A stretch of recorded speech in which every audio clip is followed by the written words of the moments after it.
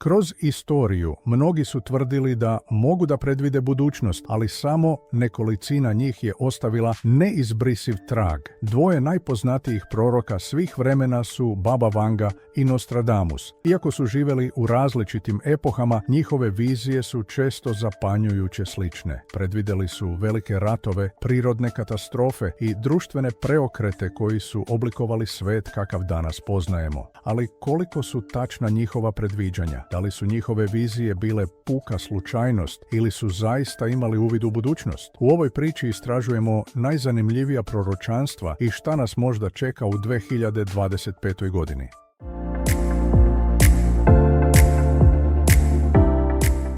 Dva najpoznatija proroka u istoriji, Baba Vanga i Nostradamus, razdvojeni su vekovima, ali ih povezuje nešto neverovatno, njihova proročanstva o sudbini čovečanstva.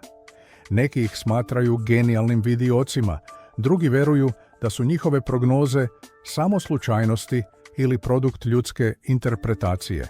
Ko su bili Baba Vanga i Nostradamus? Baba Vanga, čije je pravo ime Vangelija Pandeva Dimitrova, rođena je 1911. godine u Bugarskoj.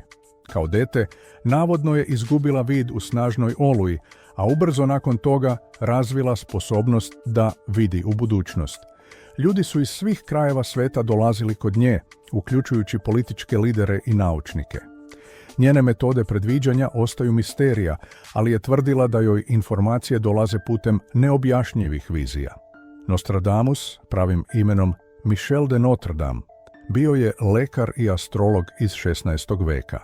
Svoja proročanstva zapisivao je u obliku stihova poznatih kao katreni. Ovi stihovi su često dvosmisleni i metaforični, što je omogućilo različite interpretacije njegovih predviđanja kroz vekove.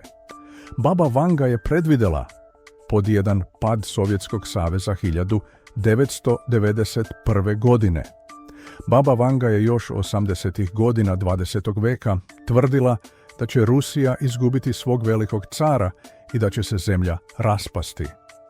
To se dogodilo kada je Sovjetski savez formalno prestao da postoji. Zatim je predvidjela napad 9/11 2001. godine. Njene reči su bile: američka braća će pasti nakon što budu napadnuta od čeličnih ptica. Mnogi veruju da je ovo referenca na teroristički napad na Svjetski trgovinski centar. Predvidjela je i tsunami u Indijskom okeanu 2004. godine. Rekla je da će veliki talas progutati obalu i ljude. Samo nekoliko godina kasnije razorni tsunami pogodio je jugoistočnu Aziju, odnevši preko 230.000 života. I za kraj uspon Islamske države navodno je predvidjela da će veliki rat započeti na Bliskom istoku i proširiti se na cijel svijet. Nostradamus je predvideo dolazak Adolfa Hitlera. U svojim katrenima pominje čovjeka rođenog u zapadnoj Europi, kome će se roditelji zvati siromašni seljaci, što su neki tumačili kao aluziju na Adolfa Hitlera. Zatim je predvideo Francuska revolucija 1789. godine. Opisao je kako siromašni dižu glave protiv bogatih, što se tačno poklapa s događajima revolucije. On je predvideo Drugi svjetski rat. Govorio je o velikom vođi iz Njemačke, koji će izazvati rat širom sveta. A sada da čujemo šta su to Baba Vanga i Nostradamus predvidjeli za 2025. godinu. Da li nas čekaju velike promjene, tehnološki skokovi ili možda događaji koji će zauvek promijeniti tok istorije? Hajde da saznamo. Baba Vanga je rekla da će 2025. godine doći do ekološke katastrofe. Spominje ogromne klimatske promjene koje će izazvati požare i poplave širom sveta. Takdod je energija iz sunca. Govorila je da će ljudi pronaći novi izvor energije pomoću sunca. I ono najšokantnije, kontakti s vanzemaljcima. Tvrdila je da će 2025.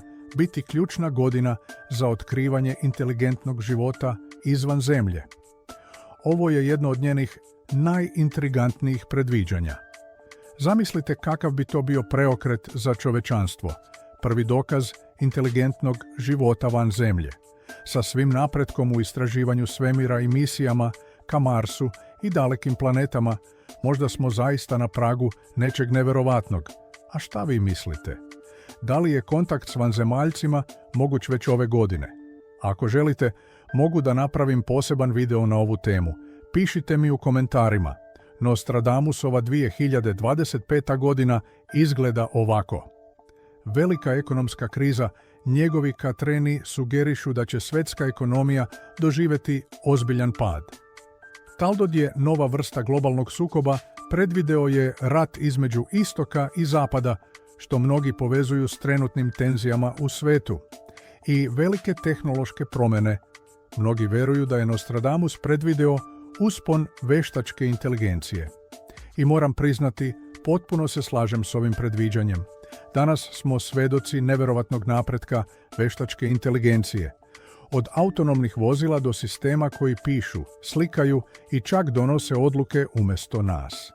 Ako je Nostradamus zaista predvideo ovo pre nekoliko vekova, onda je bio neverovatno dalekovidan. A pitanje je, gde nas sve to vodi?